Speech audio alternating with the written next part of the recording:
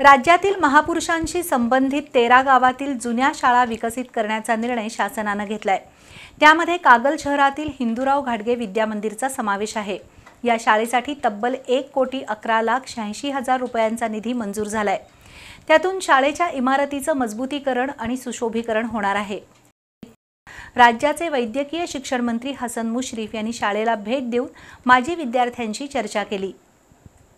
स्वातंत्र्याच्या अमृत महोत्सवी वर्षानिमित्त केंद्रीय अर्थमंत्र्यांनी सन 2022-23च्या अर्थसंकल्पात देशातील महापुरुषांशी संबंधित 10 गावातील शाळा विकसित करण्याची घोषणा केली होती। त्यामध्ये राजर्षी शाहू महाराज यांच्या कागल शहरातील हिंदूराव घाटगे विद्या मंदिर या शाळेचा समावेश करण्यात आलाय। त्यासाठी केंद्र शासनाने 1,11,86,545 रुपयांचा निधी मंजूर केलाय। शाळेच्या मूळ इमारतीत कोणताही बदल न करता इमारतीचं मजबूतीकरण आणि नूतनीकरण केलं जाईल। कागलमधील हिंदूराव घाटगे विद्या मंदिर या शाळेची स्थापना 30 सप्टेंबर 1849 रोजी झाली, तर 26 फेब्रुवारी 1885 रोजी कागलचे अधिपती श्रीमंत जयसिंगराव आबासाहेब घाटगे यांच्या हस्ते शाळेच्या इमारतीची पायाभरणी झाली होती। स्टेट ओव्हरसियर सदाशिव शबाजी यांनी इमारतीचं डिझाईन केलं। 21 मार्च 1887 रोजी कागल संस्थानचे सर्जेराव श्रीमंत पिराजीराव घाटगे यांनी या इमारतीत शाळेची सुरुवात केली। आज या शाळेला 175 वर्ष पूर्ण झाली आहेत, तर इमारतीला 137 वर्ष पूर्ण झाली आहेत।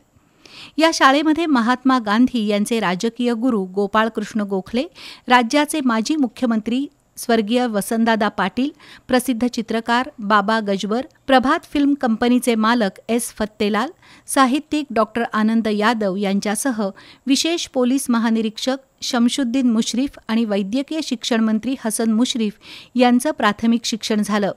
सध्या ही शाळा कागल नगरपालिकेच्या ताब्यात आहे। स्वातंत्र्याच्या अमृत महोत्सवी वर्षात या ऐतिहासिक शाळेला भरघोस निधी मिळालाय।